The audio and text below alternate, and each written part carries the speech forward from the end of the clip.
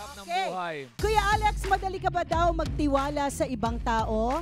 Oo, madali ako magtiwala. Talaga? Oo, kasi Ako din, mahina tayo dyan, no? Ang default ko, tiwala muna bago biktima.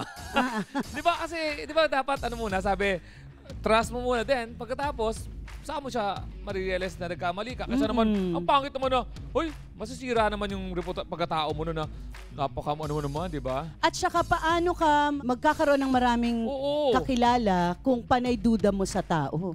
Bigyan natin ng chance lahat. Bigyan natin ng chance, but of course, maging maingat. Oo. Kaya ang tanong ko sa'yo tungkol sa pagtitiwala, kasi sahod na nagastos ng iba ang pag-uusapan natin. May pera involved. Sahod mo, ginastos ng iba. May perang involved. Paano nga naman nagagastos yung sahod ng iba? Hindi, baka pinakuha. Yung sahod, pwede mo pakuha eh. Oo, pwede mo pakuha ang sahod. Halimbawa, yung sahod ko, ay, mamaya, daanan mo na nga yung sahod ko. Oo, at saka lalo na kung konti lang. Kasi yung topic natin ngayon, sahod ito ng isang construction worker, ha? Kasi, Mama Carla, ang pagsahod ng construction, ano yan, pipili yan. May ano yan, abutan ng sobre yan. Alam ko, ginagawa pa rin ngayon yan, ha?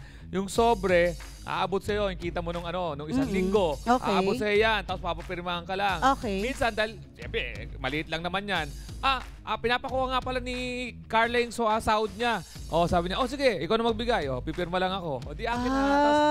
Okay. Ganun yun. Pag nahawakan, tas nagastos. Oo. Magkano tong sahod na to? 3 lang po.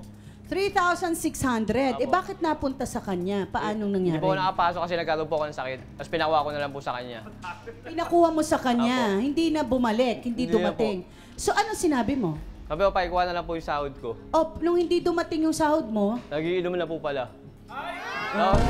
Nagkaarak ko. pero sinita mo. Opo, sinita ko po. Galit pa po. Gaano na kayo katagal magkaibigan? Ang tagal na po. Mga 10 years na po. Kaya pala. Ngayon. Kaya pala. Tapos may napagsabi po sa akin, Ito nagkaarak naman ko po talaga, po. ma'am. Binambili ko ng gamot ng anak ko, tsaka gatas, tsaka bigas, ma'am. Kinapos po talaga yung sahod ko, ma'am.